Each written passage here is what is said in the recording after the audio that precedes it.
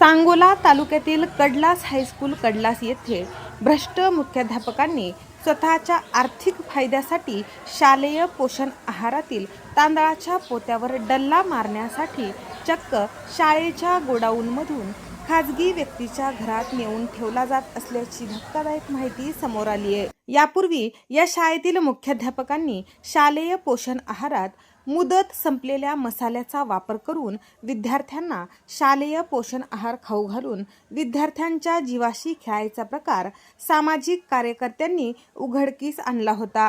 पण शिक्षण विभागाच्या अधिकाऱ्यांनी धाड टाकली होती। पण राजकीय वजन वापरून सदर प्रकरण जागेलाच मिटवले होते।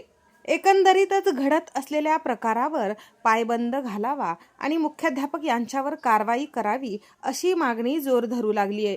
आता शिक्षणाधिकारी काय कारवाई करतात हे पाहणे गरजेचे आहे।